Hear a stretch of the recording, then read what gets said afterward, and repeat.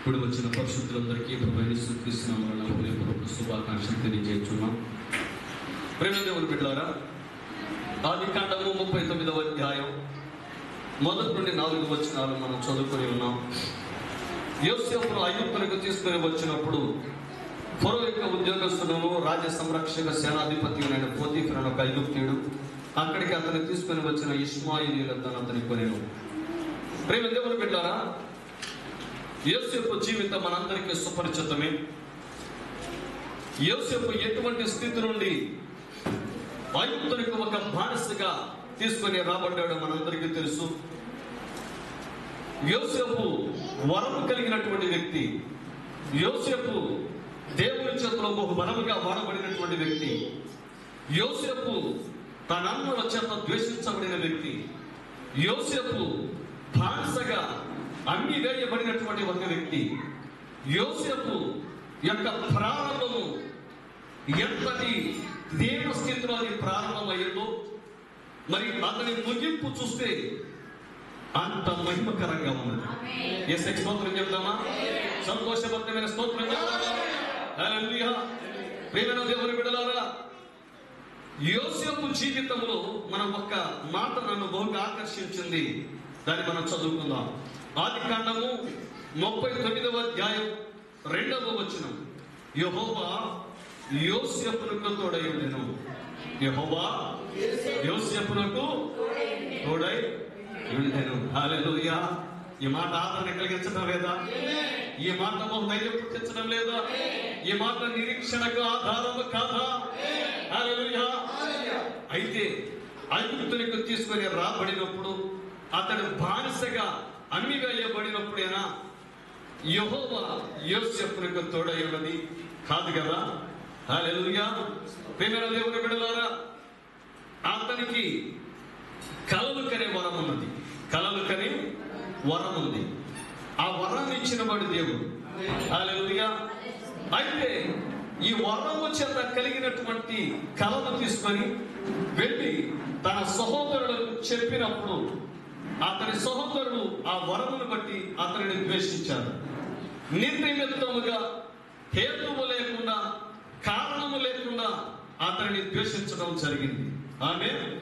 దేవుని బిడ్డలారా, నీ జీవితంలో ఎవరైనా నీకు కలిగిన వరమును బట్టి, నీకు దేవుడు అనుగ్రహించిన తలంపుని బట్టి, నేను దేవుడు పిలిచిన పిలుపుని బట్టి, దేవుడు నీకు అనుగ్రహించిన స్థాయిని బట్టి, దేవుడు నీకు అనుగ్రహించినటువంటి హోదాను బట్టి ఎవరైనా సరే అసూయ పడితే, ఎవరైనా నిన్ను ద్వేషిస్తే, ఎవరైనా నీ మీద పగబట్టితే, వాస్తవానికి ఆ పగ వల్ల నీకు మేలే కలుగుతుంది. హల్లెలూయా. ఆ ద్వేష కారణము, ఆ కోప కారణము, నిర్నిమిత్తముగా నీ మీద ఎవరైనా ద్వేషము చూపితే అది కేవలం నీ ఉన్నతికే తప్ప, నీ అభ్యున్నతికే తప్ప మరి యొక్క దానికి కాదని మనమే చేసుకోమన్నాం. యేసుకి స్తోత్రం చెప్తామా? హల్లెలూయా. ప్రియమైన దేవుని బిడ్డలారా, యోసేపును దేవుడు ప్రేమించాడు. యోసేపును దేవుడు ప్రేమించాడు. అయితే యోసేపు జీవితంలో మనకు తెలుసు కాబట్టి, అతని యొక్క ప్రారంభము, అతని ముగింపు రెండు మనకు తెలుసు కాబట్టి యోసేపు మీద మనం జాలి పట్టం లేదు. హల్లెలూయా. వాస్తవమేనా? అయితే యోసేపు యొక్క ప్రారంభంలో, అతని జీవిత ప్రారంభంలో ఆ కళ కనిన కారణమును బట్టి అతని అన్నలు అతన్ని తీసుకుని వెళ్ళి గుట్టలో పడేశారు, చంపేద్దామని. ఎక్కడేశారండి? గుట్టలో పడవేశారు. అయితే ఆ సమయంలో యెహోవా యోసేపునకు తోడై ఉన్నాడు. యెహోవా యోసేపునకు తోడై ఉన్నాడు. అంటే సర్వశక్తుని సన్నిధి యోసేపుకు తోడై ఉన్నది. ఆమె పిలిచిన వాడు తోడై ఉంటాడు. నిర్ణయించిన వాడు నిన్ను గమ్యస్థానానికి చేరుస్తాడు. ఆమె నీవు జన్మించక మునిపే, నీ తల్లి గర్భములో నీవు రూపుదిద్దబడక మునిపే, నీవు తల్లి గర్భములో నుండి బయలుపడక మునిపే నిన్ను హల్లెలూయా వధువుగా నిర్ణయించిన దేవుడు, తన యొక్క కుమారుడిగా నిర్ణయించిన దేవుడు, తన కుమార్తెగా నిర్ణయించిన దేవుడు. ఆయన ఎటువంటి పరిస్థితులలో నీ చెయ్యి విడిచిపెట్టడు ఆయన. ఆమేన్. నమ్మితే ఒక సంతోషభరితమైన స్తోత్రం యేసయ్యకి చెబుదామా? ఆయన మనల్ని పిలిచినవాడు, మనల్ని నిర్ణయించినవాడు, మనల్ని అభిషేకించినవాడు, మనకి తోడై ఉన్న దేవుడు.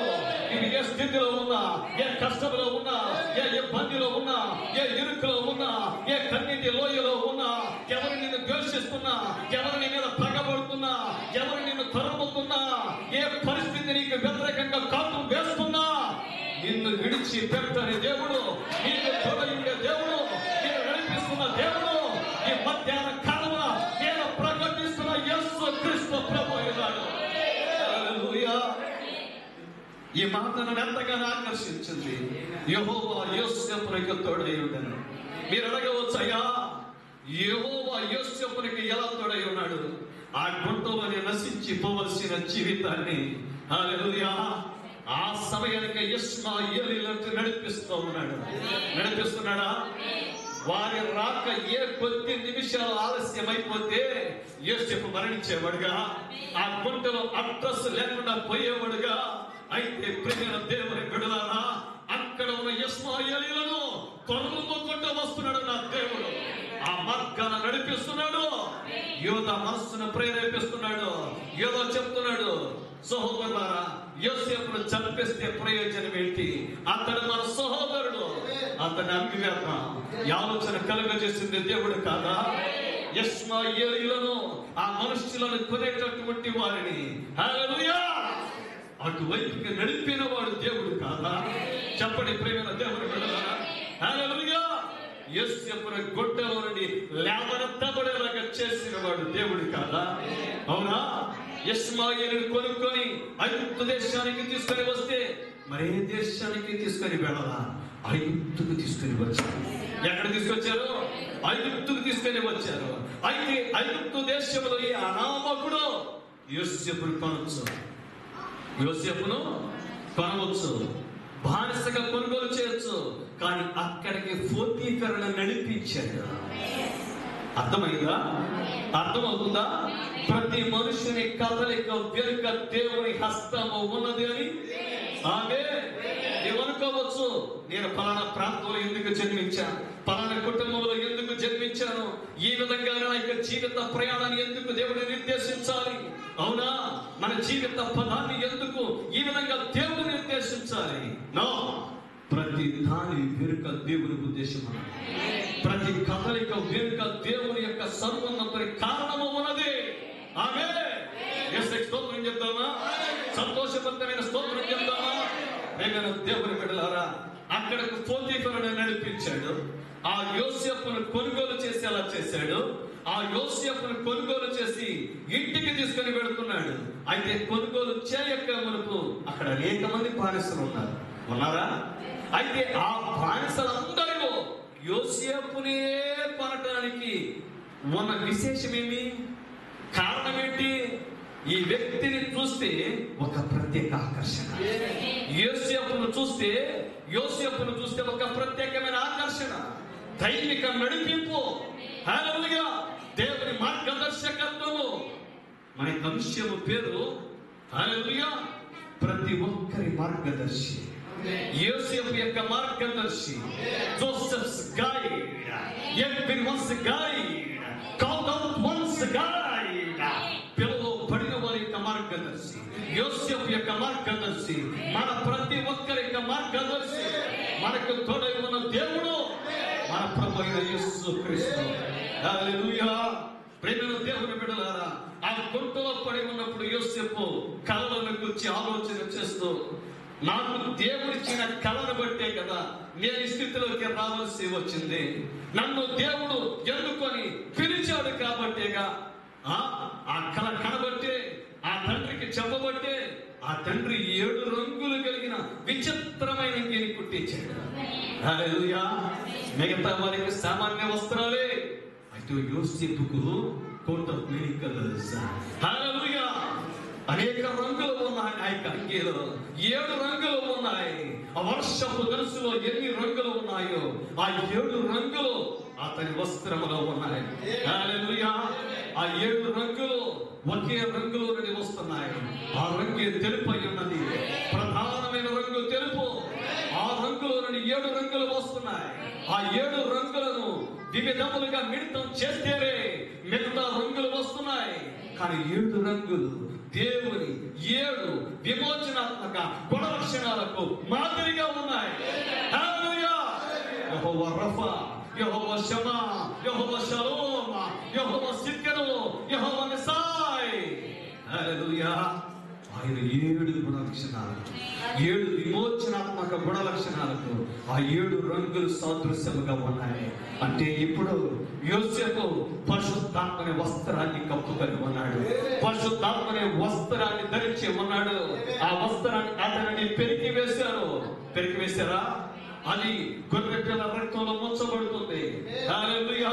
వస్త్రము లేనివాడై దిగంబరిగా యోసేపు గుంటలో పడి ఉన్నాడు. అయితే ప్రియమైన దేవుని బిడ్డలారా, యెహోవా యోసేపునకు తోడై ఉన్నాడు. యెహోవా యోసేపునకు తోడై ఉన్నాడు. ఉన్నాడా? గుంటలో ఉన్నప్పుడు తోడుగా ఉన్నాడు. గుంటలో లేవనెత్తబడినప్పుడు తోడుగా ఉన్నాడు. అతను అమ్మి వేయబడినప్పుడు తల్లిదండ్రులకు దూరంగా, అన్నదమ్ములకు దూరంగా, నానే వారికి దూరముగా, ప్రతి ఒక్కరికి దూరమైపోతూ కానరాని లోకానికి వెళ్ళిపోతూ, హల్లెలూయా, కట్టు బానిసగా సంఖ్యల చేత బంధించబడి అతడు అడవిలో, ఎడారిలో, ఆ ఎండలో, ఆ వేడిలో అతడు కొలిపోబడుతున్నప్పుడు, ఓ దేవా, నన్ను ఎందుకు పిలిచావయ్యా? బాల్యంలో ఎందుకు ఎన్నుకున్నావయ్యా? అయ్యా, నన్ను ఎందుకు అయ్యా వరము కలిగిన వారిగా చేశావు? ఎందుకు ఆ కళను ఇచ్చావు? నా భవిష్యత్తు దర్శనాన్ని ఎందుకు నాకు చూపించావు? చెప్పకపోతే నీతో సహా, చెబితే వీరు నన్ను చంపేస్తున్నారా? నా బ్రతుకు ఏంటయ్యా? కానీ కీర్తన గ్రంథంలో వ్రాయబడుతుంది, యెహోవా వాక్కు అతనిని పరిశోధించుచూ ఉన్నది. దేవుడు అతని విషయంలో చెప్పినది నెరవేరు వరకు దేవుని వాక్కు అతని పరిశోధిస్తూ ఉన్నది. అర్థమవుతుందా? నీవు కన్నీటి లోయకుండా వెళుతున్నావా? కష్టాల సుడిగుండంలో ఎదుగుతున్నావా? ఇబ్బందుల్లో ఉన్నావా? ఇరుకుల్లో ఉన్నావా? హల్లెలూయా. దేవుని వాక్కు నిన్ను పరిశోధించుచున్నది. దేవుడు నీ గురించి ఒక దర్శనం కలిగి ఉన్నాడు. సర్వశక్తుడు నీ గురించి ఒక దర్శనాన్ని కలిగి ఉన్నాడు. ఆ దర్శనం నీ జీవితంలో నెరవేరి పరిపూర్ణమయ్యే వరకు ఏ శక్తిని ఆపసాలదు, ఏ శక్తిని ఆపసాలదు. హల్లెలూయా. ఏ దయ్యముని ఆపసాలదు, ఏ వ్యాధిని కబళించజాలదు, ఏ పరిస్థితిని ఆపసాలదు. మరణకరమైన లోయల గుండా నీవు వెళ్ళినా ఆయన కృపాక్షేమములే మన వెంట వస్తాయి. శత్రువుల ఎదుట భోజనాన్ని సిద్ధపరిచే దేవుడు యెహోవా మన కాపరి, మనకు లేని కలగదు. హల్లెలూయా. వాస్తవమేనా? వాస్తవమేనా? ఆయన మన కాపరి, ఆయన మన కాపరి, మనకు లేని కలగదు, మనకు లేని కలగదు. ఆమేన్, ఆమేన్, ఆమేన్, ఆమేన్. హల్లెలూయా. ప్రియమైన దేవుని బిడ్డలారా, యోసేపు పోతీఫర్ ఇంటిలోకి వెళ్ళాలని దేవుడు నిర్ణయించాడా? చెప్పాలి. సర్వశక్తుడే నిర్ణయించాడు. అతను బానిసగా ఇంట్లోకి వెళ్ళాక అప్పటికి ఆయన ఇంట్లో ఎంతో మంది బానిసలు, ఎంతో మంది పరివారు. కానీ యోసేపును చూడగానే ఈ such a special child, gifted one of God. అతను ఒక ప్రత్యేకమైన పిల్లవాడు, దేవుని వరములు కలిగిన వాడు. ఆమేన్. అయితే ప్రియమైన దేవుని బిడ్డలారా, పోతీఫర్ ఇతన్ని చూడగానే నా యొక్క ఇంటిని ఇతనికి అప్పగిద్దాం, నా ఇంటిలో ఉన్న సమస్తము పైన ఇతన్ని అధికారిగా నియమిద్దాం. చాలాసార్లు యవనస్తులను చూసి చాలా మంది పొరపడుతూ ఉంటారు, చాలా తునీకరమైన మాటలు పలుకుతూ ఉంటారు. ఓన్లీ యవనస్తుడు మాత్రమే. కానీ యవనస్తులు కూడా దేవుడు వాడుకుంటాడు. హల్లెలూయా. యవనస్తుల పైన ఆయన కాడిపోతే దేవుడు బాల్య దినములందే సృష్టికర్తను స్మరణకు తెచ్చుతామని ప్రకటించిన దేవుడు ఆయన. నీ బాల్య దినములందే నీ సృష్టికర్తను స్మరణకు తెచ్చుకో. నీ సృష్టికర్త ప్రభువైన యేసుక్రీస్తు. హల్లెలూయా. యవనస్తులను దేవుడు యవన కాలం ముందు కాడేమో ఇట నరునికి మేలు. అవునా? యవనస్తులు దేని చేత తమ నడత శుద్ధిపరచుకుందరు? ఆయన వాక్యమును బట్టి దాన్ని జాగ్రత్తగా చూచుకొనుట చేతనే కదా. అవునా కదా? హల్లెలూయా. ప్రియమైన దేవుని బిడ్డలారా, యవనస్తుని చూచినప్పుడు ఐగుప్తునికి ఒక బయలుపాటు కలిగింది. ఆ బయలుపాటు ఏంటో తెలుసా? యెహోవా అతనికి తోడయుండెననియు. అతని తల మీద అగ్నిస్తంభం కనపడటం లేదు, అతని వెనుక మేఘస్తంభం కనపడటం లేదు, అతని ప్రక్కన దేవుని యొక్క ఆరా అంటే ఆయన తేజస్సు ఏమీ కనపడటం లేదు. కానీ ఆ యోసేపు జీవితాన్ని పరికించి చూసినప్పుడు దేవుడు ఇతనికి తోడై ఉన్నాడు. దేవుడు ఇతనికి తోడై ఉన్నాడు. అతడు చేయనదంతయు అతని చేతిలో యెహోవా సఫలము చేసినని. సఫలం ఎవరు చేస్తున్నాడు చెప్పాలి? సఫలము చేయగలిగేవాడు, ఫలింప చేయగలిగేవాడు, ప్రతి పనిని ఫలప్రదం చేయగలిగేవాడు ఎవరండి? బలం చేత కాదు, శక్తి చేత కాదు, ఆయన ఆత్మ వలనే కార్యాలు జరుగుతాయి. అవునా? మనకు ఆయుష్ పోయగలిగేవాడు ఆయన, మన ఆయుష్ను పొడిగించగలిగేవాడు ఆయన, మనకు ఉద్యోగాలు ఇవ్వగలిగేది ఆయన, మనకు ఆహారం పెట్టేది ఆయన, మన బ్రతుకు అర్థాన్ని ఇచ్చినవాడు ఆయన. హల్లెలూయా. ఆయన సారిపైన విడిపోయినప్పుడు పారవేయక మన మట్టిని తీసుకుని కలిపి పాత్రగా చేసి పనికొచ్చే పాత్రగా చేయగలిగేవాడు యేసు ప్రభువు మాత్రమే. అందుకే ఈ దేవుడు అంటే మనకెంతో ఇష్టం. ఈ దేవుని పేరు చెప్తే మన రక్తం ఉప్పొంగింది. కారణం ఏంటో తెలుసా? హల్లెలూయా, హల్లెలూయా. విడిచిపెట్టేవాడు కాదు, త్రోసి వేసేవాడు కాదు. అర్థమైందా ప్రేమ దేవుని బిడ్డ? హల్లెలూయా. యెహోవా అతనికి తోడయుండెననియు, అతడు చేసినదంతయు అతని చేతులు యెహోవా సఫలము చేసిననియు అతని యజమానుడు చూచినప్పుడు. ఆ పొతిఫెర యొక్క దర్శనం మనకు కూడా కలగలవద్దా? చెప్పాలి. అతనికి కలిగిన బయలుపాటు మనకు కలగలవద్దా? చెప్పాలి. ఈ వర్తమానాన్ని విలియం బ్రహ్మ గారి చేతిలో దేవుడు పెట్టినప్పుడు దేవుడి అతని చేతిలో ఈ యొక్క వర్తమానాన్ని సఫలం చేశాడు. చేశాడా? చేపట్టేగా 7 ఖండాలలో, హల్లెలూయా, ఇన్ని దేశాలలో, ఇన్ని గ్రామాలలో, ఇన్ని పట్టణాలలో, హల్లెలూయా, ఆయన కంటూ ఒక వధువు ఏర్పడుతుంది. ఆ తల్లి పరిశీలన కేక వినబడుతుంది. ఆ దేవాది దేవుడు పిలుస్తున్నాడు. యోసేపు దేవుడి చేత నిర్ణయించబడిన వాడు. అతడు బానిసగా ఉండొచ్చు, అతడు ఎందుకు పనికిరాని వ్యక్తిగా మనుషులకు తోచవచ్చు. కానీ ప్రియమైన దేవుని బిడ్డలారా, అతడు ఉన్న కారణము చేతనే పొతిఫెర యొక్క గృహము వర్ధిల్లుతుంది, ఆశీర్వదింపబడుతుంది. ఈరోజు మన ఆశీర్వాదానికి కారణం ఏంటో తెలుసా? హల్లెలూయా. దేవుని చేత పంపబడిన ప్రవక్త యొక్క వర్తమానాన్ని అంగీకరించడమే మన దీవెనకు కారణమై ఉన్నది, మన ఆశీర్వాదానికి కారణమై ఉన్నది. మన పరలోక రాజ్య పయనానికి దోహదపడేది కేవలము దేవుని ద్వారా పంపబడిన వర్తమానమే, ప్రవక్త ద్వారా పలుకబడిన వర్తమానమే. అది దేవుని సందేశము, అది దేవుని వర్తమానము, అది దేవుని ప్రేమ లేఖ. నీవు దాన్ని అంగీకరిస్తే దేవుని అంగీకరిస్తున్నావు. హల్లెలూయా. నీవు దాన్ని త్రోసివేస్తే దేవుని త్రోసివేస్తున్నావు. అందుకే అన్నాడు, నేను ఎవరినైతే పంపుదునో వారిని చేర్చుకునివాడు నన్ను చేర్చుకునివాడు. అర్థమవుతుందా? దేవుడు ఎవరినైతే పంపుతున్నాడో ఈ తరమునకు, ఈ శతాబ్దానికి దేవుడు ఒక ప్రవక్తను పంపాడు. ఆయన పేరు విలియం మ్యారియన్ బ్రహ్మ. ఆమేన్. ఆ ప్రవక్తను నీవు అంగీకరిస్తే ఆ ప్రవక్తకేమీ లాభం కాదు, నీకే లాభం. ఎందుకంటే ఆయన నోట నుండి దేవుడు మాట్లాడాడు. ఆయన నుండి దేవుడు మాట్లాడాడు. దేవుడు పలికాడు. హల్లెలూయా. ఆమేన్ చెప్తామా? యేసయ్య స్తోత్రం చెప్తామా? నీవు నిర్నిమిత్తముగా నిష్కారణంగా నీవు ప్రవక్తను త్రోసివేస్తే, వర్తమానాన్ని త్రోసివేస్తే అది నీకు నష్టమే. నష్టం అంటే ఎంత నష్టమో తెలుసా?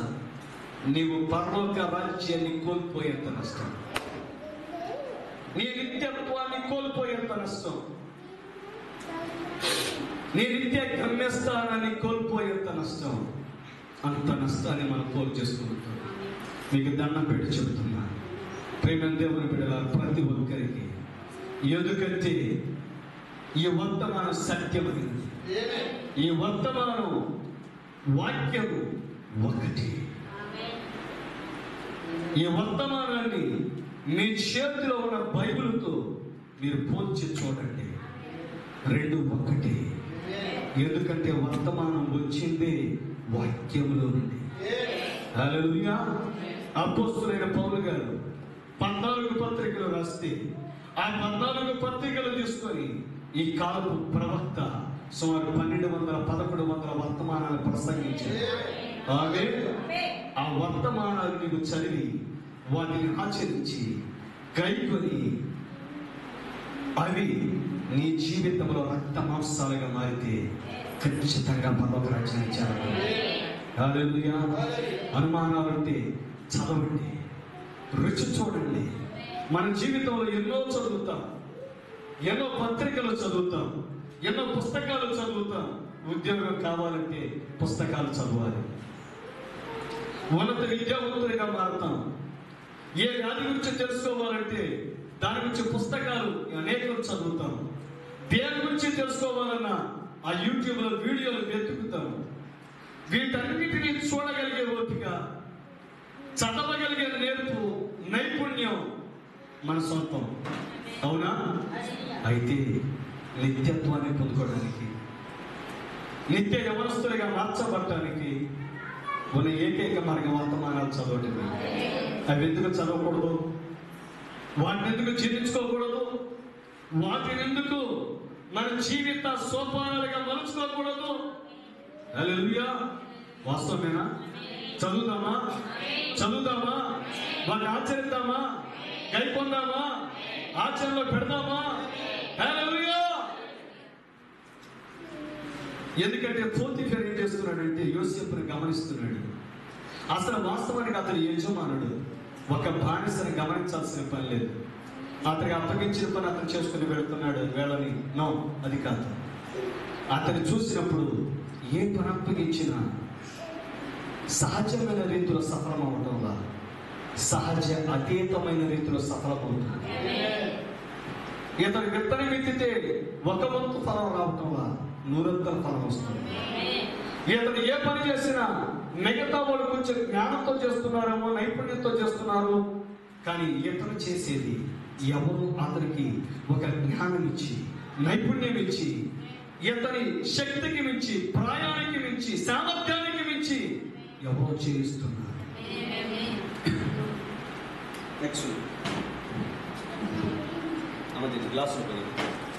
హల్లెలూయా. అని ఎవరు చూస్తున్నాడు? యజమానుడు. ఎవరైనా యజమానుడు.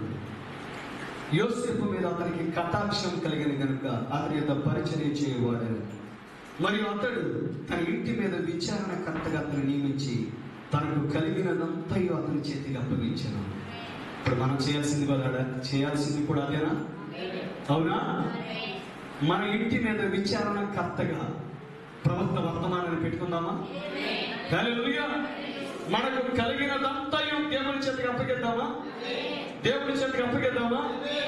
దేవుడు మన కొరకు పంపిన ప్రవక్త వర్తమానం చేతికి అప్పగిద్దామా? అంటే ఇప్పుడు మనం నడిపించేది వర్తమానమేనా? మన మార్గదర్శి పరిశుద్ధాత్ముడేనా? హల్లెలూయా. ప్రియ దేవుని బిడ్డలారా, యెహోవా అతనికి తోడై ఉండెను. ఒక చోట ఆ మాట రాయబడాల. 21వ వచనం చదివి పెట్టండి. చెరసాలాధిపతి ఆ చెరసాలలో 21. అయితే యెహోవా యోసేపునకు తోడై ఉండి అతని యందు కనికరపడి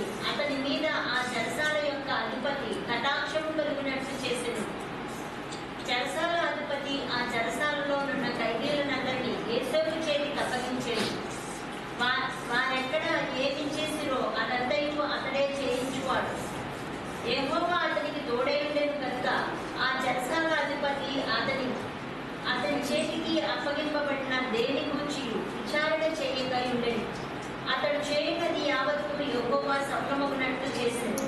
ఆమేన్. గృహం నుండి అతని జీవిత ప్రస్థానం ఎక్కడికి మారింది? చెరసాలకు మారిందా? అయితే చెరసాలకు వెళ్ళాక కూడా ఇప్పుడు ఆ చెరసాలలో ఎవరు తోడుగా ఉన్నారు? యోసేపుకు. అందరూ చెప్పగలరా?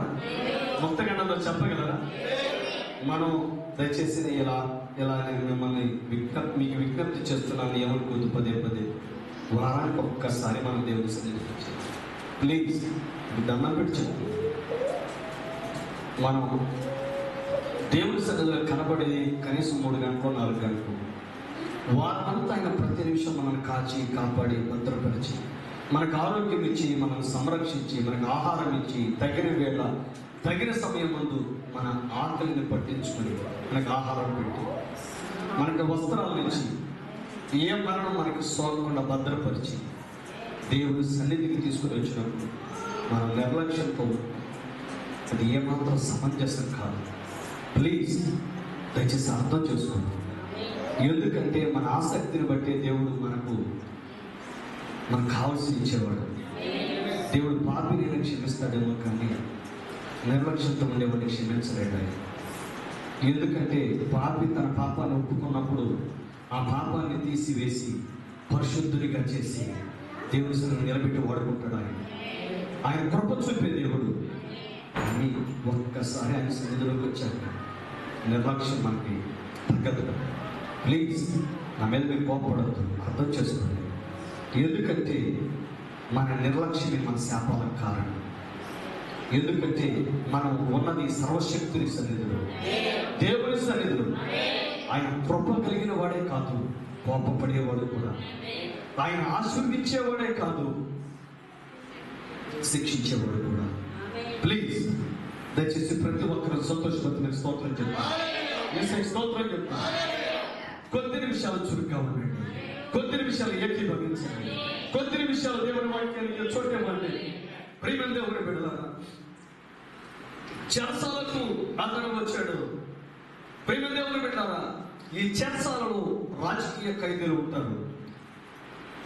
అంటే రాజకీయ ఖైదీలు అంటే పొలిటికల్ ప్రిజనర్స్. అంటే రాజు విషయంలో కానివ్వండి, రాజు ఉద్యోగుల విషయంలో కానివ్వండి, ఎవరైనా తప్పు చేస్తే కఠినమైన కారాగార శిక్షలు విధించబడే స్థలము, ఆ కారాగారంలో వేయబడ్డాడు యోసేపు. ఇప్పుడు ఇతడు మామూలు కారాగార శిక్ష అతను అనుభవించడం లేదు. కఠినమైన కారాగార శిక్ష విధించబడటానికి అతడు నిర్ణయించబడ్డాడు. అటెంప్ట్ టు రేప్ కేసు కింద అతనిని అరెస్ట్ చేసి లోపలేశారు. వాస్తవానికి అతను రేప్ చేయలేదు, తప్పు చేయలేదు. అయితే అతడు ఆ స్థలానికి వచ్చాడు. అతని జీవితంలో మీరు ఇంగ్లీష్లో చూస్తే అద్భుతంగా ఉంటుంది. హి వాస్ బ్రాట్ డౌన్. ప్రతి చోట మీరు చూస్తే డౌన్ డౌన్ డౌన్ డౌన్ అనే పదాలు కనిపిస్తాయి. ఆ మాట చదివినప్పుడు అలా గుండెల్లో కెలిగినట్టు అనిపిస్తుంది. ఎవరు చిపెట్టి కెలిగితే ఎలా ఉంటుంది అలా ఉంటుంది. అతను ప్రతి పరిస్థితిలో ఇంకా ఇంకా ఇంకా హీన దశకి వెళ్ళిపోతున్నాడు యోసేపు. అవునా? హల్లెలూయా. బానిసగా మారాడు. ఫస్ట్ గోతులో వేయబడ్డాడు. He was brought down to the pit. అతను ఆ గోతిలో వేయబడ్డాడు. Hallelujah. He was brought down to the Egypt అని ఉంటుంది. ఐగుప్తుకు తీసుకొని రాబడ్డాడు. వింటున్నారా? నా పదాలు మీకు అర్థమవుతున్నాయా? అతని జీవితంలో ప్రతి దశలో ఇంకా హీన దశ, ఇంకా హీన దశ, ఇంకా హీన దశ, ఇంకా దరిద్ర స్థితికి అతను వెళ్ళిపోతున్నాడు. ప్రేమ దేవుని పెట్టారా? ఇదే పదాలు మనకి యోనా గ్రంథంలో కనబడతాయి. అతను తర్షీష్కి వెళ్తున్నాడు. ఇంగ్లీష్ తెలుగు సమయం లేదు.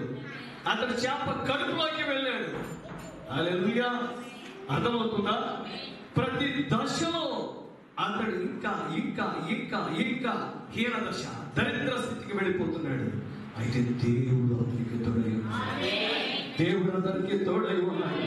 హల్లెలూయా. దేవుడు అతనికి తోడు, యోసేపుకు తోడై ఉన్న దేవుడు మనకి తోడుగా లేడా? చెప్పాలి. ఆమేన్. ఉన్నాడా? మీరు అడగవచ్చు, అయ్యా ప్రపంచ దేశాలనే జయించి గడగడలాడేస్తున్నటువంటి ఐగుప్తు చేతికి మోషే దొరకకుండా ఎలా పారిపోగలిగాడు? వాళ్ళకి రథాలు ఉన్నాయి, వాళ్ళకి గుర్రాలు ఉన్నాయి, వాళ్ళకి అత్యంత ఆధునిక సాంకేతిక పరిజ్ఞానం ఉన్నది. వాళ్ళు కట్టిన పిరమిడ్లు నేటికి ఎవరు కట్టలేకపోయారుగా.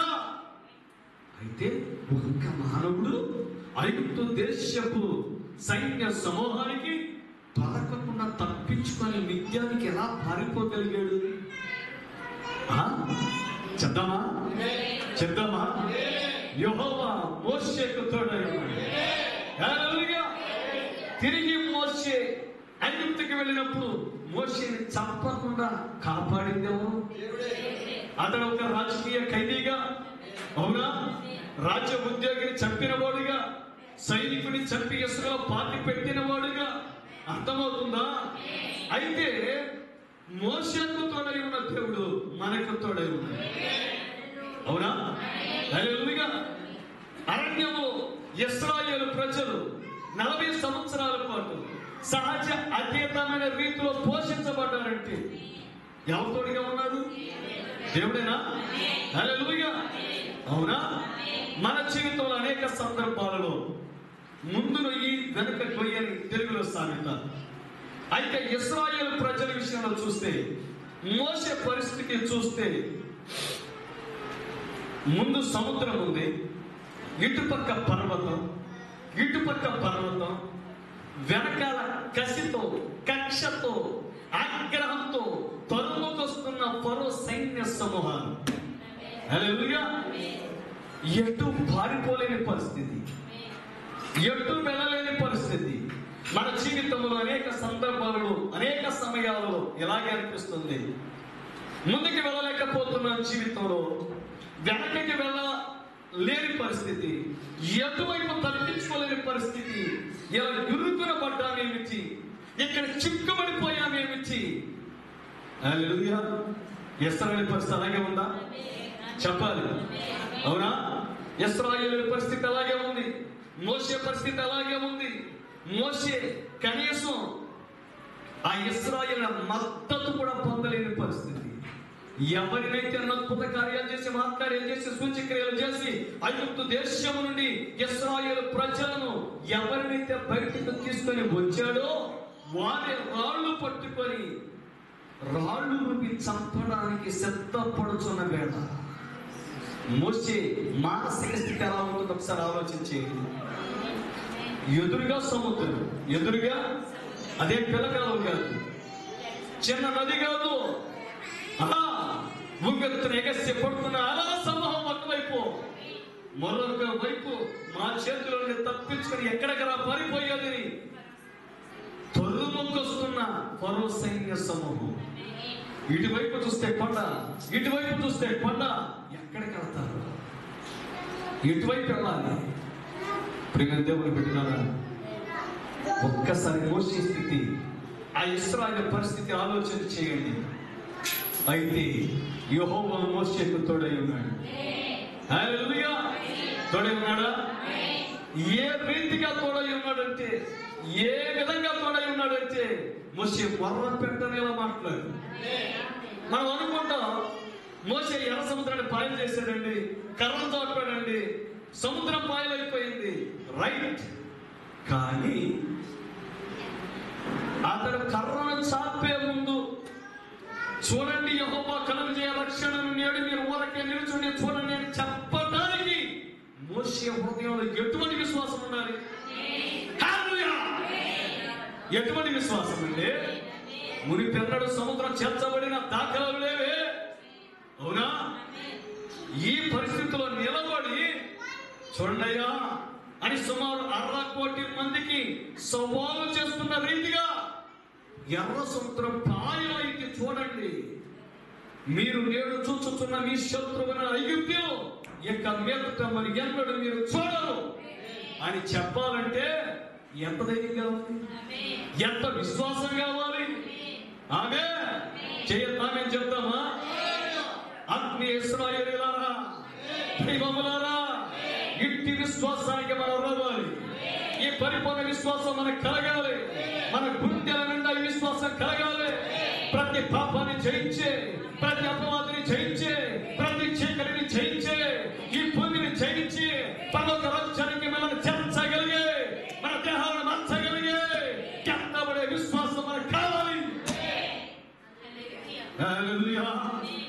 రావాలా వద్దా? ఇంటి స్థితికి మనం వద్దామా? ఆసక్తితో ఉన్నారా? భక్తిని పెంచుదామా? ప్రార్థనను పెంచుదామా? అభిషేకాన్ని కలిగి ఉందామా? దేవుని సన్నిధిలో మోకరిద్దామా? హల్లెలూయా!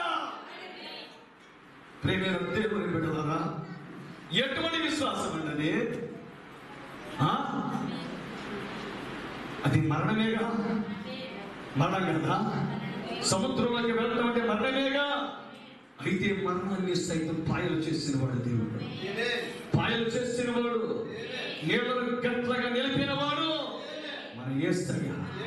మన యేసయ్య, మనం సేవిస్తున్న దేవుడు, మనల్ని పిలిచిన దేవుడు. ఉగ్రత పోగొట్టుటకు దేవుడిని నియమించాలా? అర్థమైందా? జీవాన్ని పొందటానికి ఆయన క్షమించుటలో వింటున్నారా? క్షమించుటలో సంతోషించే దేవుడు, కోపట్టలో కాదు. అర్థమైందా? శిక్షించుటలో ఆనందించే దేవుడు కాదు. నీవు అనుకోవచ్చు ఆయనను శిక్షిస్తున్నాడు, కానీ ఆ శిక్ష ఆనందం కారణం కాదు. ఆయనకు ఆనందం కాదు, ఆయన బాధపడుతుంది. నేను శిక్షించాలి. అర్థమైందా? నువ్వు దేవుడి చేతికి అప్పగించుకోవాలి. సమర్పణలోకి రావాలని, వైరాగ్యంలోకి రావాలని, బలిపీఠాన్ని ఎక్కాలని, దేవుని అగ్ని చేత కాల్చబడాలని, అది చెడ్డ ప్రచండంగా వెలగాలని, అది చూడముచ్చటగా ఉండాలని, దేవుని చేతికి అప్పగించుకోవాలని, ఆయన నాయకత్వంలోకి రావాలని, ఆయన మార్గదర్శకత్వంలో నిలబడాలని దేవుడు నిన్ను కోరుతూ ఉన్నాడు. హల్లెలూయా! వాస్తవమేనా? చేయొద్దామే చెప్దామా? దేవుని చేతికి అప్పగించుకుందామా? దేవుడు నీకు తోడై ఉన్నాడు. యెహోవా యోసేపుకు తోడై ఉన్నాడు. అందుకే అక్కడేమో గృహ నిర్వాహకుడిగా ఉన్నాడు యోసేపు. కట్టు బానిస ఒక పోతీఫెర యొక్క రాజ్య సంరక్షక సేనాధిపతి అతడెవరు? రాజ్య సంరక్షక సేనాధిపతి అంటే మన భాషలో చెప్పుకోవాలంటే ఈ కాలపు చీఫ్ మినిస్టర్ గారి యొక్క గన్మెన్ ఉంటారు కదా, అవునా? బాడీ గార్డ్స్, రాజదేహాన్ని సంరక్షించే ఈ సంరక్షకులందరి యొక్క అధిపతి. అతనికి ఉన్న ప్రాబల్యం, అతనికి ఉండే ప్రాముఖ్యత ఏ ఆఫీసర్ ఉండదు. ఎందుకో తెలుసా? ప్రియదేవుని బిడ్డలారా, రాజుగారు బతికి ఉండాలి అంటే ఈ గంగను ఉండాలి. నా పాయింట్ మీకు అర్థమవుతుందా? హల్లెలూయా! వీళ్ళందరినీ సరైన దిశలో నడిపించేవాడు ఎవరంటే రాజ్య సంరక్షక సేన అధిపతి, క్యాప్టెన్. అర్థమైందా? ఇప్పుడు ఈ కాలంలో చెప్పాలంటే చీఫ్ ఇంటెలిజెన్స్ ఆఫీసర్ ఏదో అంటారు. ఈ గన్మెన్లందరికీ ఒక ఆఫీసర్ ఉంటాడు. అతనికి ఎమ్మెల్యేలు కూడా దండం పెట్టిన ఆశ్చర్యపోలే పని లేదు. ఎందుకంటే రాజుగారి ఇంట్లోనే బయటికి రావాలంటే ముందు ఈ ఆఫీసరే ఇంట్లో ఉండాలి. ఈ గన్మెన్లే చుట్టూ ఉండాలి. ఏ గన్మెన్ ఎప్పుడు ఉద్యోగం చేయాలి, ఎక్కడ చేయాలి, ఎప్పుడు ఉద్యోగం నుంచి ఇంటికి వెళ్ళాలి, ఇవన్నీ చూసేది ఎవరు? ఆఫీసర్. ఈ ఆఫీసరే నిత్యము 24 గంటలు చీఫ్ మినిస్టర్ గారి ముఖాన్ని చూసే వ్యక్తి ఎవరంటే ఇతని. ఇప్పుడు ఇతనికి ఎంత ఉంటుంది వెయిటేజ్ చెప్పాలి? ఎంత ఉంటుంది ప్రాముఖ్యత ఎంత ఉంటుంది? అర్థమవుతుందా? ఇప్పుడు ఇతని ఇంటిలో ఎవరో గృహ నిర్వాహకుడు యోసేపు. ఇతను తనకున్న సమస్తాన్ని అప్పగించేశాడు. యోసేపు చేతికి అప్పగించాడా? చెప్పాలి. హల్లెలూయా! అక్కడే గృహ నిర్వాహకుడిగా ఉన్నాడు. చేయని నేరానికి జైలుకి వచ్చాడు. ఇప్పుడు జైలు వార్డెన్ అయిపోయాడు. వార్డెనైనా వార్డెన్ అంటారు. హల్లెలూయా! వింటున్నారా? ఖైదీల యొక్క ప్రియమైన దేవుని బిడ్డలారా, వాళ్ళందరినీ చూసేవాడు అయిపోయాడు. చెరసాలకు అధిపతి అయిపోయాడు. పేరుకి పలానాయన అధిపతి, కానీ ఖైదీలందరి గురించి పట్టించుకునేవాడు ఎవరు? యోసేపు. అరే నువ్వు వెళ్ళి అనుకున్నావురా, నువ్వు వెళ్ళి పట్టుకురా, నువ్వు వెళ్ళి మొత్తం శుభ్రం చేయరా. ఇతను ఖైదీ ఇప్పుడు ఈ ఖైదీకి అన్అఫీషియల్ పోస్ట్ ఏంటి చెప్పండి? హల్లెలూయా. అవునా? ఎవరు? మన యోసేపు. యేసుకి స్తోత్రం చెప్తామా? చెప్పండి కూడా నామని మైక్ పడుతామా? ఎందుకంటే కారణం ఒకటి, యెహోవా యోసేపుకు తోడై ఉన్నాడు. హల్లెలూయా. మన జీవితాల్లో ఏదైనా సౌభాగ్యం ఉన్నదంటే అది కేవలం ఆయన మనకు తోడై ఉండబట్టి. నిజం దేవుని బిడ్డ, నా జీవితాన్ని నేను చూసుకున్నప్పుడు నాకు విశేషం ఏమీ లేదు, కేవలం ఆయన తోడై ఉండబట్టి ఇక్కడ నిలబడగలిగి. ప్రేమ దేవుని బిడ్డ, నిజం. ఎందుకంటే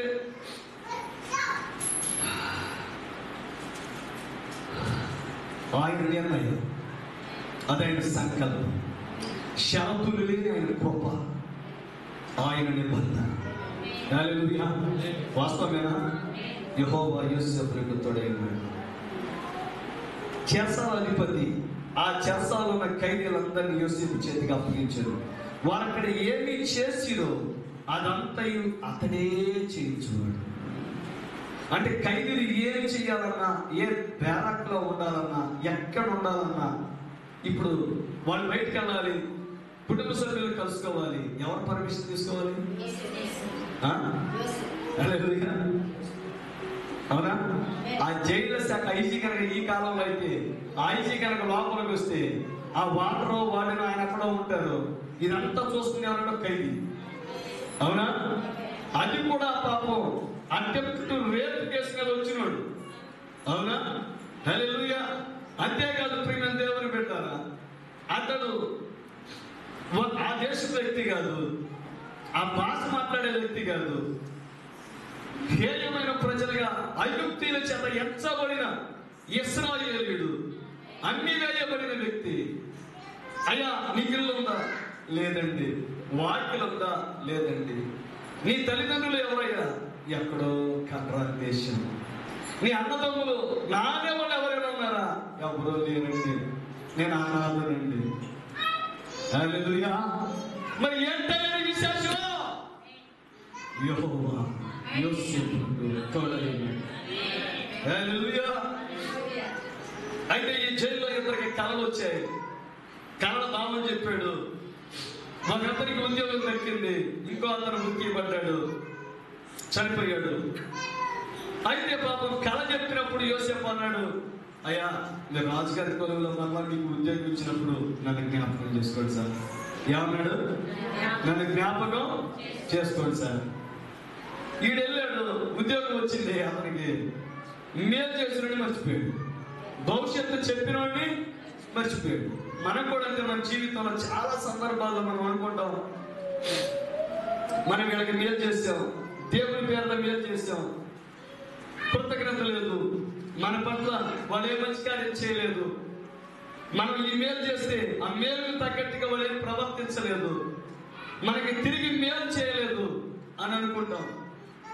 కానీ వాళ్ళు చేస్తే వాళ్ళు చేయించినది, కానీ దేవుని పేరుతో నువ్వు చేసినప్పుడు అది వాడు మర్చిపోయి ఉంటే అది మనకు మేలు. తెలుసా? ఎందుకంటే మనం అనుకుంటాం, నేను దేవుని పేరున చేశాను, దేవుని పని చేశాను, నాకు ప్రతిఫలం దక్కలేదు, నన్ను మర్చిపోయారు, నా పట్ల అన్యాయంగా ప్రవర్తించారు. కానీ దేవుడు దాన్ని ఏం చేస్తాడో తెలుసా? ఆయన తన ఖాతాలో వేస్తాడు. హల్లెలూయా. వేస్తాడా? నా స్వరం స్పష్టంగా ఉందా? వినబడుతుందా? మానవుడు చేస్తే అతని చేతిచ్చినది, అతని చేయించినది, అతని సామర్థ్యం పరిమితి కలిగింది. కానీ మానవుడు నీకు చేయకపోవటమే మేలు. నా జీవితంలో కూడా అదే జరిగింది. ప్రేమ దేవుడు పెట్టారు, మానవుడు నీకు చేయకుండా ఆపేది కూడా దేవుడే. ఎందుకంటే ఆయన పరీక్షిస్తాడు. నన్ను 20 సంవత్సరాలు పరీక్షించాడు ఆయన. ఒకనొక సందర్భంలో నాకు వర్షం కురిసింది, దీవెనల వర్షం, ఎటువైపు చూసిన దీవెనల వర్షం.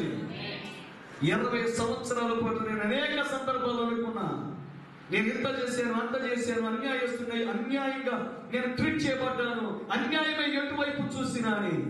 కానీ అది వాళ్ళు కనుక నాకు సహాయం చేస్తుంటే వారి చేతులు చిట్టి చేతులే. ఆమేన్. కానీ అవన్నీ దేవుడు తన ఖాతాలో వేసుకొని తగిన సమయం ముందు ప్రతిఫలమిచ్చు దేవుడు. ఆయన ఏం చేస్తాడో తెలుసా? ఆయన చేతితో సహాయం చేయడం మొదలు పెడతాడు. ఆయన చెయ్యి పెద్దది, ఆయన చెయ్యి పెద్దది. మన ఒడి నిండిపోతే మనం పట్టుకోలేము. అందుకే దావీదు మహారాజు అంటున్నారు, గిన్నె నిండి పొంగి పొర్లి ప్రవహిస్తుంది. ఎస్ఐ స్తోత్రం చెప్తామా? స్తోత్రం చెప్తామా? చేద్దామే, చెప్తామా? నీవు దేవుని పట్ల ఏ కార్యం చేసినా, ఒక పంట ఎత్తినా, ఒక అంటు తోమినా, వింటున్నారా? దేవుని యొక్క పనిలో ఏది చేసినా ప్రతిఫలమిచ్చువాడు యెహోవా.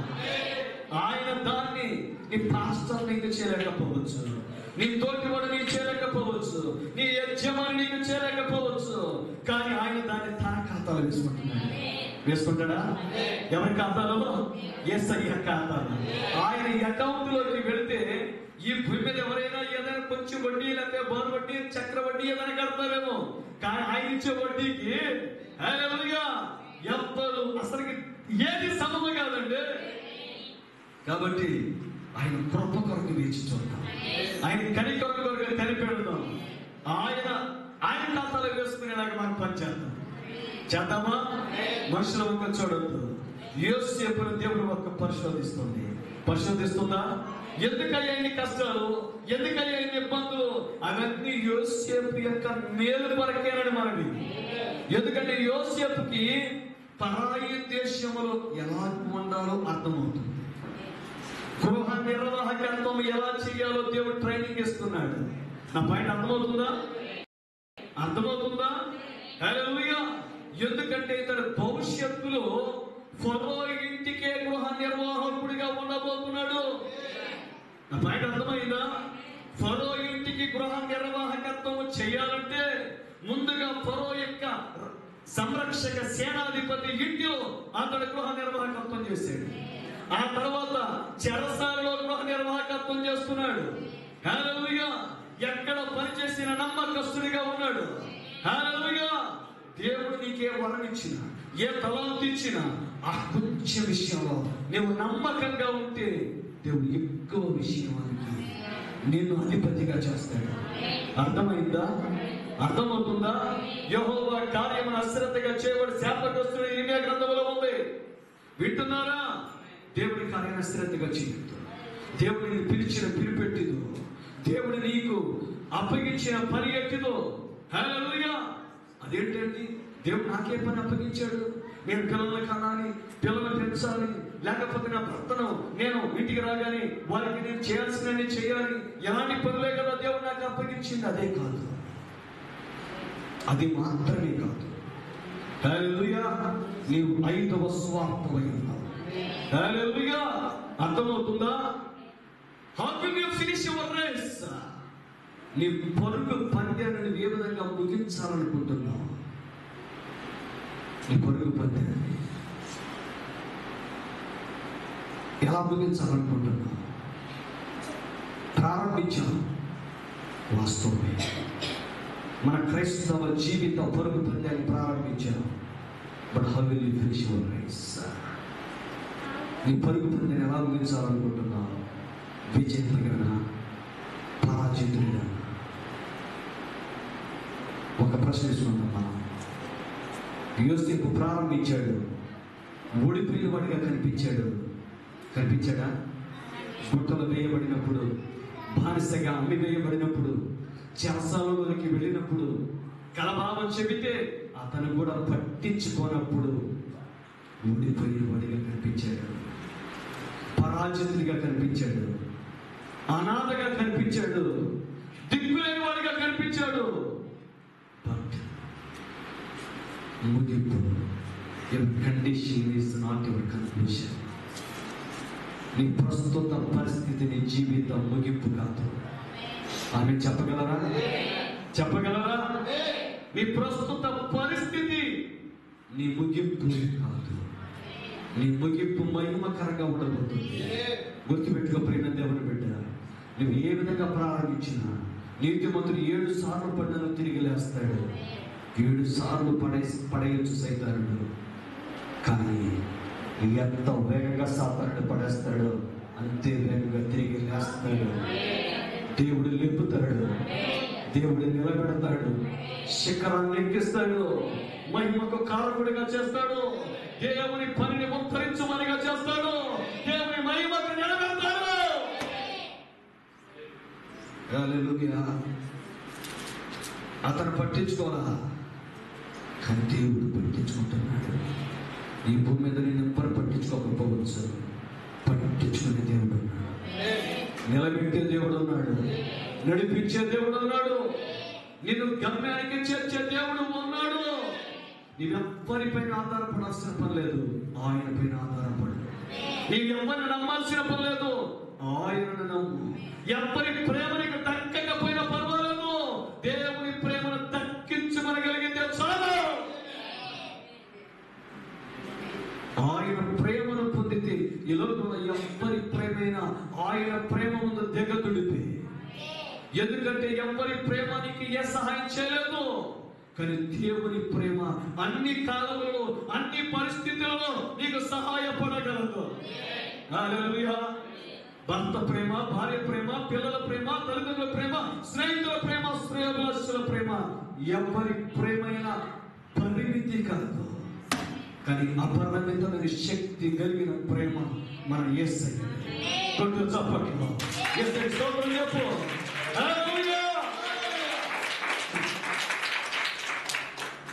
పరువు బారిన పడకుండా, పరువు చేతికి చెక్కకుండా మోషేను మిద్యాను అరణ్యానికి నడిపించింది యెహోవా హస్తం కాదా? హల్లెలూయా. మొసళ్ళ బారిన పడకుండా ఆ చిన్న జమ్ము పెట్టెలో, ఆ పెట్టెలో మోషే పెట్టబడినప్పుడు ఆ చిన్న జమ్ము పెట్టెను ఆ ఫరో ఇంటికి చేర్చినది దేవుని హస్తం కాదా? హల్లెలూయా. వాస్తవమేనా? అప్పటికే అనేక ముసళ్ళు ఇశ్రాయేలు బిడ్డలు తినేసాయండి. అవునా? తినేసాయా? ఫరో ఏది విత్తాడో అదే కోసుకున్నాడు. అవునా? విత్తాడా? బిడ్డలు తీసుకుని వెళ్ళి పసి బిడ్డలు నవమాసాలు మోసి కన్నటువంటి తల్లిదండ్రుల కలలను ఆ నదిలో చిత్రం చేసేసాడు. అది నదే, కానీ ఫరో మునిగిపోయింది సముద్రంలో. హల్లెలూయా. అర్థమవుతున్న దేవుని బిడ్డలారా? అయితే ఆ ముసళ్ళ మధ్యలో చిన్న జమ్ము పెట్టి అలా కొరికి తెచ్చారు పిండి, కానీ ఆ జమ్ము పెట్టిన ముసళ్ళ మధ్యలో తన సృష్టి మధ్యలో సృష్టికర్త. అవునా? ఏ ఇంటికైనా నడిపించవచ్చు, కానీ ఫరో ఇంటికే నడిపించాట. ఎందుకంటే యెహోవా మోషేకు తోడై ఉన్నాడు. అవునా? కన్న వెంటనే సైనికుల బారిన పడిన వారితో ఎంతో మంది పిల్లలు, కానీ 3 నెలలు కాపాడబడిన వాడు ఎవరండి? మోషే కదా. హల్లెలూయా. 3 నెలలు అతని తల్లి అయినటువంటి యొక్కెబెదు ఆ బిడ్డను దాచిపెట్టింది. ఎందుకంటే he is the proper child. అతడు సరైన వాడు, దివ్య సుందరుడు, దివ్యమైన వాడు. హల్లెలూయా. వింటున్నానా? ప్రేమ దేవుని బిడ్డలారా, ఏ విషయంలో కూడా కృంగిపోవద్దు. ప్రేమ దేవుని బిడ్డలారా, ఎందుకంటే సముద్రమే పొంది నీ ఎదుటకు వచ్చిన బైబిల్లో యోబు గ్రంథంలో మకరం గురించి, మొసలి గురించి వ్రాయబడుతుంది, నీటి పొర గురించి వ్రాయబడుతుంది. ఆ ప్రవాహం పొంగి దాని యొక్క ముక్కు దగ్గరకు వచ్చిన అసలు దాని ధైర్యం అనేది గడవకుండా ఉంటుంది. వింటున్నారా? యుద్ధంలో పాల్గొనే గుర్రం దానిపైన అంకులు గలగలాడించబడినప్పుడు ఈటల తలతల మెరుస్తుంటే దాని మీదగా వస్తుంటే అది ధైర్యాన్ని కోల్పోదు. యుద్ధ వాసనను దూరం నుండి చూసి ఆహా అంటుందంటే తండకోపంతో పరిగెత్తింది. ఈ జీవితంలో దేన్నైనా ఎదుర్కొనే శక్తి మనకు ఉండాలి. దేని గురించి కృంగిపోవలసిన పనుల, దేని బట్టి కృంగిపోవలసిన పనుల, ప్రతి దానికి ఒక విధానం ఉంది. ఒక పద్ధతి ఉంది. ఆ పద్ధతి బైబిల్లో దేవుడు పెట్టాడు. ఆ పద్ధతి మనం తెలుసుకుంటే, ఆ విధానాన్ని అవలంబిస్తే, దేవుని క్రమంలో మనం నిలవగలిగితే, దేవుని చేతికి అప్పగించుకోగలిగితే, ఈ భూమి మీద మన జీవితం అత్యంత జయకరమైన జీవితము. యేసుకి స్తోత్రం చెప్తామా? స్తోత్రం చెప్తామా? నీ ప్రారంభం ఎలాగైనా ఉండొచ్చు, కానీ నీ ముగింపు అత్యంత మహిమకరంగా ఉండాలని దేవుడే నిర్ణయించాడు. దేవుడే రాశాడు. ఆ రాతని ఎవ్వరు కూడా మార్చలేదు. ఎవరి వల్ల కాదండి. అలెగ్జాండర్ ప్రపంచాన్ని జయించాడంటే చాలా మంది అనుకుంటారు అతను ప్రపంచాన్ని జయించాడంటే అతని శక్తియుక్తులు కాదు. అతన్ని గురించిన ప్రవచన బైబిల్లో ఉంది. దానియేలు గ్రంథంలో ఎక్కడుంది? దానియేలు గ్రంథంలో అలెగ్జాండర్ ద గ్రేట్ గురించి రాయబడి ఉంది. కాబట్టి అలెగ్జాండర్ ప్రపంచాన్ని జయించాలని దేవుడు ముందుగానే రాసి పెట్టాడు. అది దేవుని ప్రవచనం. కాబట్టి అతను తప్పగా జయిస్తాడు. హల్లెలూయా. ఈ ప్రపంచాన్ని నీవు జయిస్తామని దేవుడు ముందుగానే ఈ బైబిల్లో రాసి పెట్టాడు. తెలుసా నీకు? మొదటి యోహాను పత్రిక 2వ అధ్యాయంలో ఉందా? ఎవరుస్తున్నారా మీరు ఈ లోకాన్ని జయించారు? ఉందా? జయిస్తారా? జయిస్తారా? చెప్పాలి. శరీరాశను, నేత్రాశను, జీవపడంలాన్ని మీరు జయిస్తారు. హల్లెలూయా. అవునా? ఇది నీ గురించి దేవుడు రాయించి ఉంచిన ప్రవచనం. ఇప్పుడు నీ వల్ల కాకపోవచ్చు, కానీ ఒక్కరోజు జరిగింది. నెరవేరు తేలుతుంది. చెప్పినవాడు దేవుడు, శక్తినిచ్చేవాడు దేవుడు, కార్యములను జరిగించేవాడు దేవుడు. హల్లెలూయా.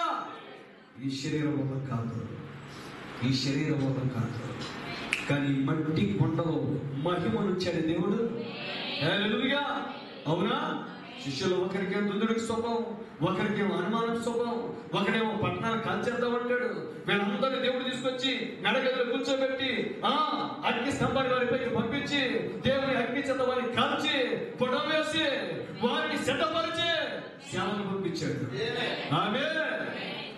భూమిని తల్లకిందులు చేసి పారేశారు.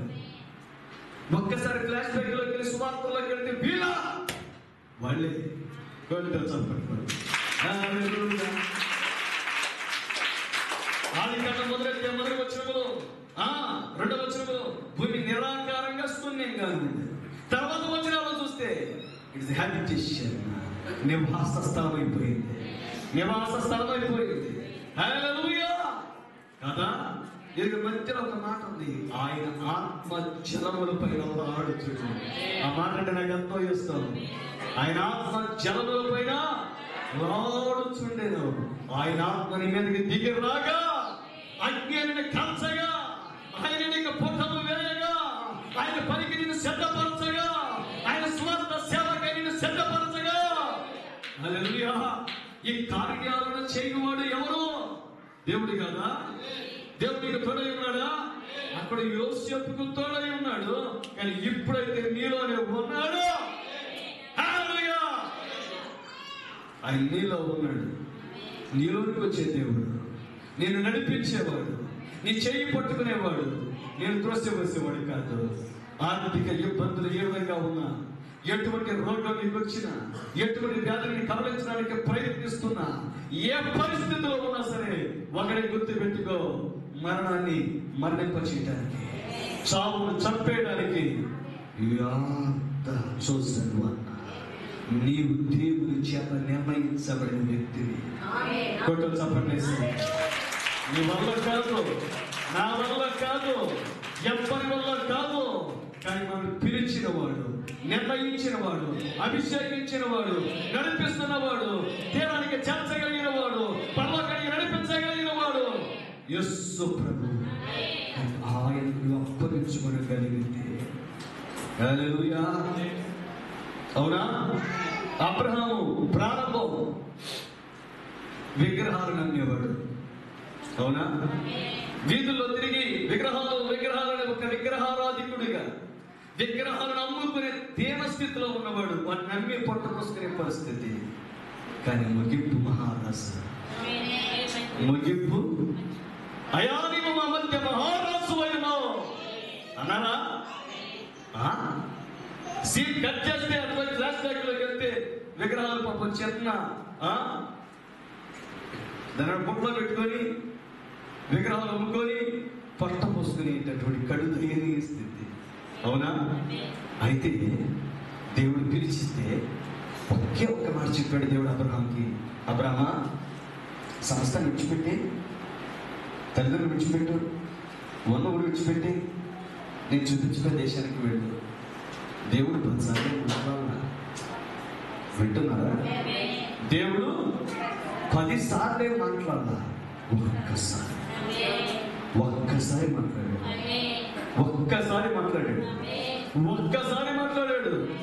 అబ్రహాము వెంటనే లోబడ్డాడు. హల్లెలూయా. కానీ ఈరోజు దేవుడు మనతో ఎన్నిసార్లు మాట్లాడాల్సి వస్తుంది? ఎన్నిసార్లు మాట్లాడాల్సి వస్తుంది దేవుడు మనతో? పలానిది విడిచిపెట్టు, పలానిది మాని, పలాని దానికి స్వస్తి పలుకు, పలాని విషయంలో నువ్వు శుద్ధీకరించుకో, పలానా బలహీనతను బలంగా మార్చుకో, పలానా బలహీనతను విడిచిపెట్టు అని దేవుడు ఎన్నిసార్లు మనతో మాట్లాడుతున్నాడు. ఆయన కనికరాన్ని బలహీనతగా మనం తీసుకోవద్దు ప్లీజ్. ఎన్నిసార్లు ఆయన మనతో మాట్లాడుతున్నాడు. మనం అబ్రహాము రాజసంతానమేనా? అబ్రహాము యొక్క విశ్వాసానికి వారసులమేనా? హల్లెలూయా.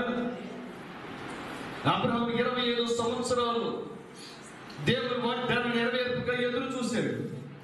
ఎక్కడ బలహీనపడ్డా, ఎక్కడ తొట్టు, ఎక్కడ కూడా అతడు దేవుడు చేయడేమో, ఆయన చేయుటకు ఆయన శక్తి సామర్థ్యాలు లేవేమో, నేను వెనక్కి వెళ్ళి మళ్ళా విగ్రహాలు అనుకుందాం, మళ్ళా విగ్రహాల దగ్గరికి వెళ్ళిపోదాం అనుకోలేదు. అనుకోదా? 25 సంవత్సరాలు అతని జీవితంలో అతను పోగుపడుతున్న విశ్వాసం అతను ఏ స్థాయికి తీసుకొచ్చిందంటే, భూమి మీద మొట్టమొదటిసారిగా యవనస్తులుగా మార్చబడగలిగారు వాడు. హల్లెలూయా. మీరు అనుకోవచ్చు అది నిజమా, వాస్తవం అని. ఒక రాజు అబీమెలెకు. ఎవరండి? అబీమెలెకు. అసలు అతనే రాజు.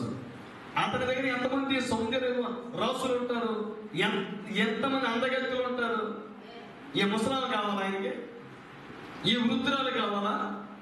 చాలా మంది చూడగానే అన్నాడా? ఆమె నా ఎదురు తీసుకొని రండి అన్నాడు. సార్ రాజా, ఈ మన దేశంలో మన రాజ్యంలో ఎంతమంది సార్ యవనస్తులు, యవనరాళ్ళు, ఎంతమంది సౌందర్యవంతులు ఉన్నారు. ఆవిడే కావాల్సి వచ్చిందా? ఆవిడ వయసు అనుకున్నారా? సార్ 90 అంట సార్. ఏనన్నా 90 వయసు ఏమో 90, చూస్తుంటే సొంతూరు మమ్మీ. అర్థం కావట్ల పరిస్థితి. ఎవరికి? ఈవిడ వచ్చింది, తీసుకొచ్చారు, పల్లకీలు మోసుకొచ్చారు, బోయలు దింపారు. ఆవిడ వస్తుంటే ఆయనకున్న భార్యలు, ఉపభక్తులు, ఆయన దగ్గర ఉండే వారందరూ ఈవిడ చూచి అందరి అందాన్ని మించింది. హల్లెలూయా. మా అందరి సౌందర్యాన్ని మించిన సౌందర్యముకు ఇది దివ్య సౌందర్యం. ఇది అది దేవుడి సౌందర్యము, అది దేవుడు కలుగు చేసిన యవ్వనము. తిన్న ఆహారాన్ని బట్టి కలిగిన యవ్వనం కాదు. జీడిపప్పులు, బారపప్పులు, పిస్తాలు, పొరలు, సామలు, ఓదలు, అరికలు, ఒరిగలు తింటే వచ్చిన సౌందర్యం కాదు. అర్థమైందా? హల్లెలూయా. పేర్లు రాస్తేనో, ప్రొడక్ట్స్ ఇంజెక్షన్ చేయించుకుంటేనో అర్థమవుతుందా? బ్యూటీ పార్లర్కి వెళ్ళి పెడికి రాకి ఈకు చేయించుకుంటే వచ్చిన సౌందర్యం కాదు ఇది. అర్థమైందా? ఆవుపాలతో స్నానం చేస్తే వచ్చిన సౌందర్యం కాదు, దేవుడు కలుగు చేసిన సౌందర్యం. హల్లెలూయా. అమ్మా, ఎవరు మేము ఏజ్ అడగకూడదు ఆడవాళ్ళ విషయంలో, కానీ వాట్ ఈస్ యువర్ ఏజ్? 90 అంటుంది. హల్లెలూయా. 19 or 90? 19 or 90? 90. రాజుకి పిచ్చెక్కిపోయింది. హల్లెలూయా. మీరు మత్తయి సువార్త 1వ అధ్యాయం చూస్తే దేవుని యొక్క వంశావళి అబ్రహాముతో ప్రారంభమవుతుంది, ఆదాముతో కాదు. అర్థమైందా? ఎందుకంటే తన దేహాన్ని మార్చుకున్నవాడు, సర్వశక్తిని సందర్శన కలిగిన వాడు, మెల్కీసెదెకుని కలుసుకున్నవాడు, రాజులను సమానం చేసి తిరిగి రాగలిగిన వాడు, లోతుని తిరిగి తీసుకుని రాగలిగిన వాడు, భూమి మీద దేవునికి భోజనం పెట్టిన వాడు. హల్లెలూయా! అతని పేరుతోనే దేవుని వంశావళి స్టార్ట్ అవుతుంది. దేవుని యొక్క స్వహస్తాలతో తయారు చేయబడి నిర్మించబడిన ఆదాముతో కాదండి. అంటే దేవుడు అబ్రహాముకి ఏ స్థాయి ఇచ్చాడు? ఆదాము కంటే గొప్ప స్థాయి ఇచ్చాడు. ఇచ్చాడా? అసలు బొట్టే లేదు ఆదాముకి, అవునా? కానీ బొట్టే మార్చబడింది అబ్రహాముకి. హల్లెలూయా! ముడతలు పడిన శరీరం వల్ల ఎవరు చెప్పాడు? అవునా? శారమ్మనేమో రాజుగారి దగ్గరికి వెళ్తే మనోడేమో పెళ్లి చూపులకి వెళ్ళాడు. సార్ మీ ఏజ్ 100 100 చెప్తుంది. అసలు 100 అని ఊహించుకుంటాం మనం కదా. ఎవరో మనం వచ్చాడు, అవునా? కథలు సెట్ చేసుకుంటే కర్ర పట్టించుకుంటే వచ్చాడు మనోడు, అవునా? పడిపోయి ముడత పడిపోయి మాట సరిగ్గా రాక కళ్ళజోడు పోతంతలు పెట్టుకొని కానీ మనం చక్కగా టచ్ చేసుకుని ఇచ్చేసిన లోపలికి వెళ్ళిపోతున్నాడు లోపలికి. సార్ వచ్చారే 100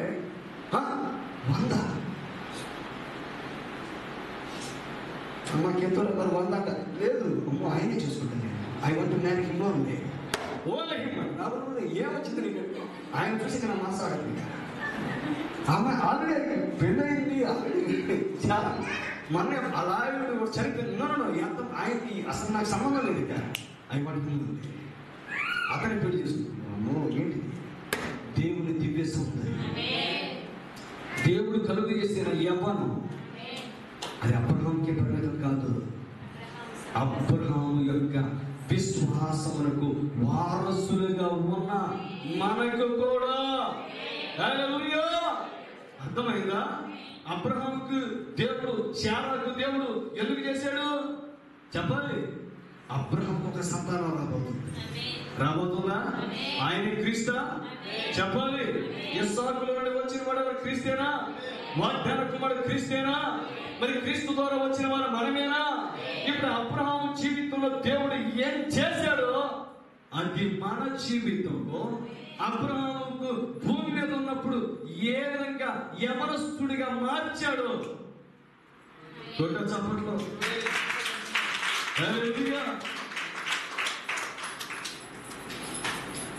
ఎవరికి తిరిగి యవనస్తుడిగా మారాలని లేదు చెప్పండి.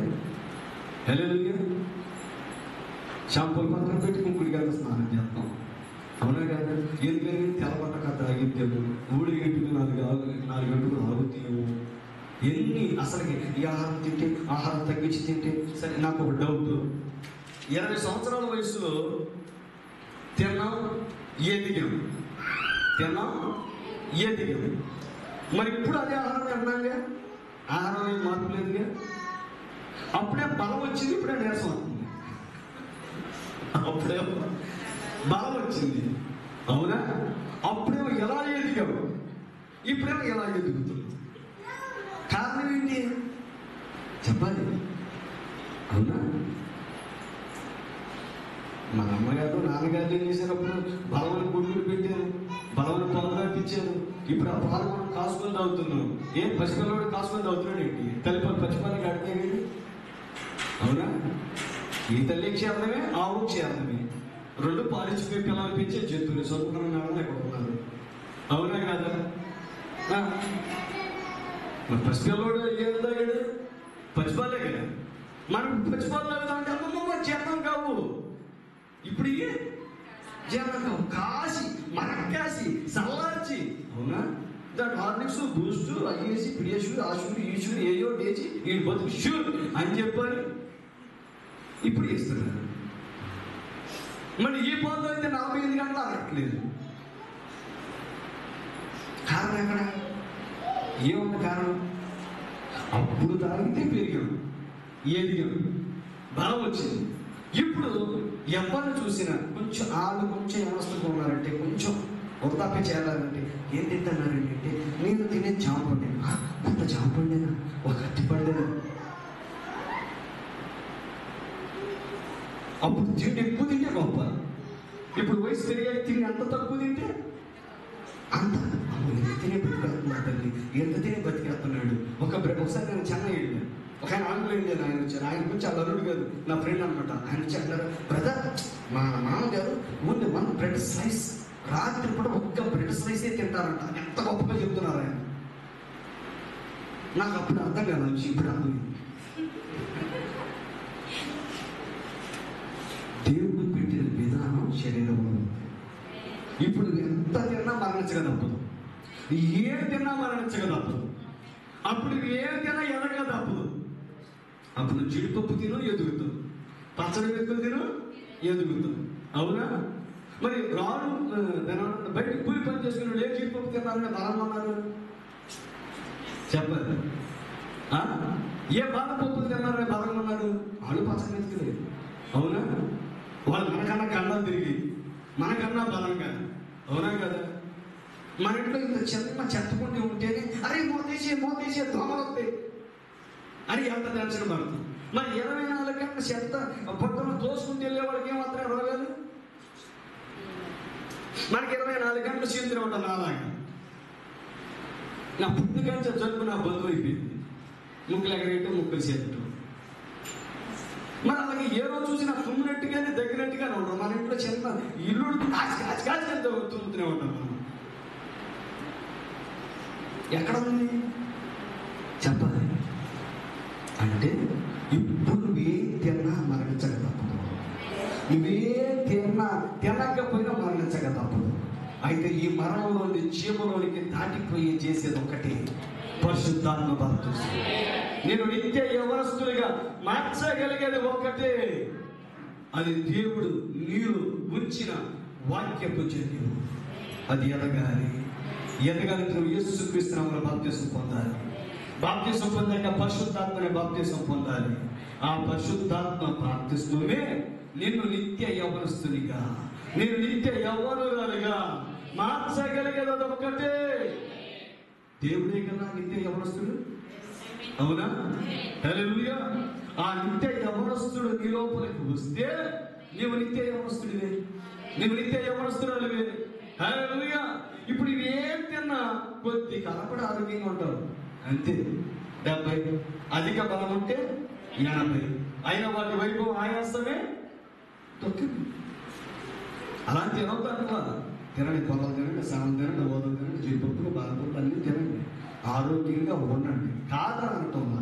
కానీ నేను అనేది ఈ ఆరోగ్యం నిత్య ఆరోగ్యంగా, హల్లెలూయా, ఈ యవ్వనం నిత్య యవ్వనంగా మార్చబట్ట ఒకటే మార్గం, పరిశుద్ధాత్మ బాప్తిసం.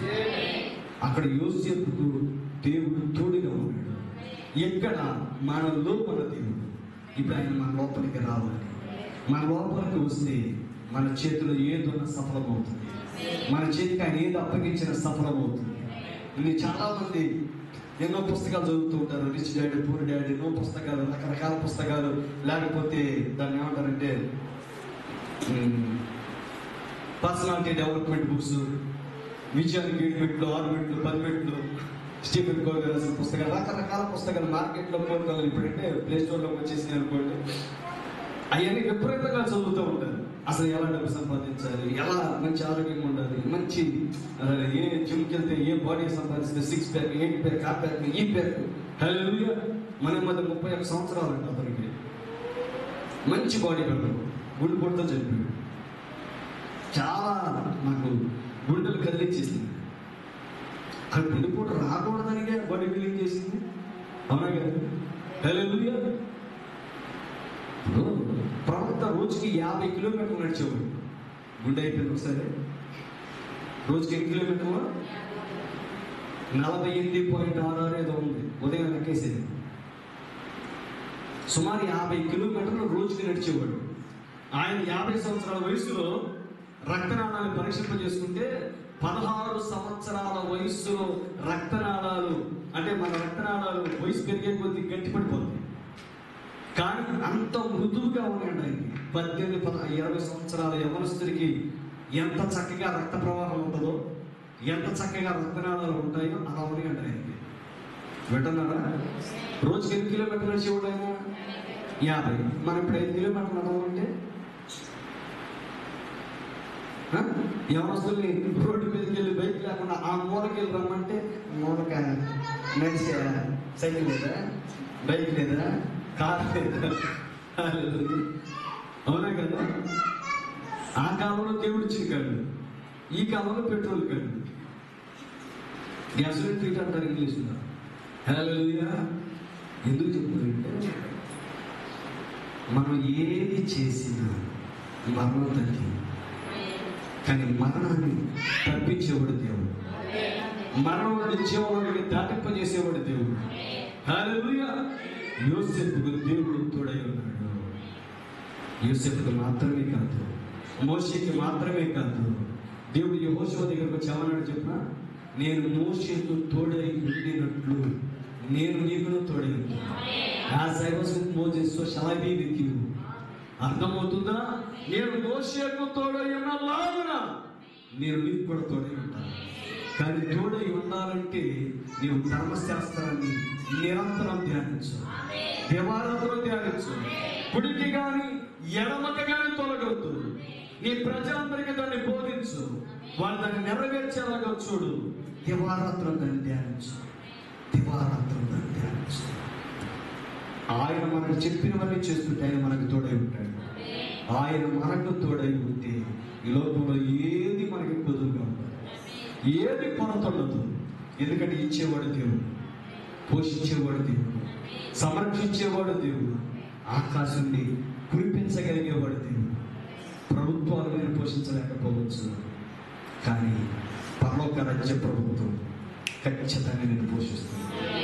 ఎందుకంటే ఈ ప్రభుత్వం దగ్గర డబ్బు ఉంటుందే ఉండకపోవచ్చు, మనం తిరిగితేనే అలాగే డబ్బు, మనం కట్టలేకపోతే అలాగే ఉండదు. అవునా కదా? కానీ పరలోక యజమానుడు చెప్పాలి.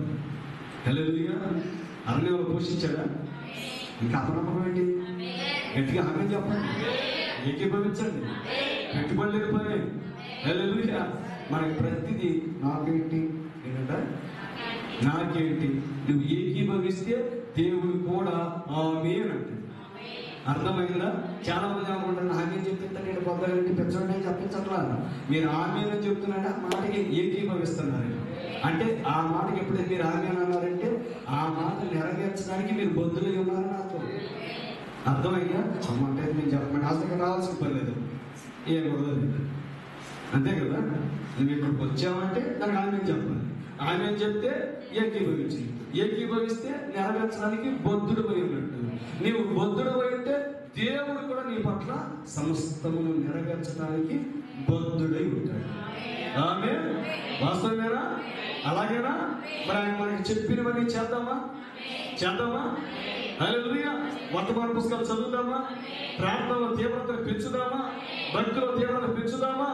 హల్లెలూయా. ప్రేమ దేవుని బిడ్డలారా, ఇక నుంచి మనకి ప్రతి ఆదివారం ప్రభు చిత్తం అయితే ఉంటుంది, ఆరాధన ఉంటుంది. ప్రార్థన పూర్వకంగా వద్దాం, సమయానికి వద్దాం, దేవుని యొక్క సన్నిధిని మనం గౌరవిద్దాం. మరి అంతేకాదు ప్రేమ దేవుని బిడ్డలారా, ఒకటి గుర్తుపెట్టుకోండి,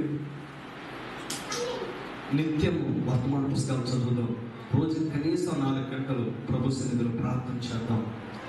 రోజు కనీసం 4 గంటలు మనకు సమయం దొరికిన కొద్ది ప్రార్థన చేద్దాం, పుస్తకాలు చదువుదాం, దేవుని వాక్యాన్ని ధ్యానం చేద్దాం. సమయం దొరికిన కొద్ది వాళ్ళకి ఫోన్లు, వీళ్ళకి ఫోన్లు, బంధువులకి ఫోన్లు, ఏది కాదు, పరలోక రాజ్యపు దేవునికి ఫోన్ చేద్దాం. మన కష్టాలు ఆయనతో చెప్పుకుందాం, మన ఇబ్బందులు ఆయనతో చెప్పుకుందాం, మన పరిస్థితులు ఆయనకి నివేదన చేద్దాం. ఎందుకంటే మనము ఎవరితో మాట్లాడకపోయినా పర్వాలేదు, కానీ దేవుడితో మాట్లాడితే ఖచ్చితంగా విజయం మనదే, విజయం మనదే. హల్లెలూయా. దేవుని రాజ్యానికి పైన పోదామా? దేవుడు రాకడ కొరకు సిద్ధపడదామా? ఆమేన్. మేడం గారు ముందుకు రావాల్సింది కోరుతున్నాను సాక్ష్యం పంచుకోవడానికి. దేవుడు మనందరినీ దీవించును గాక. God bless you all.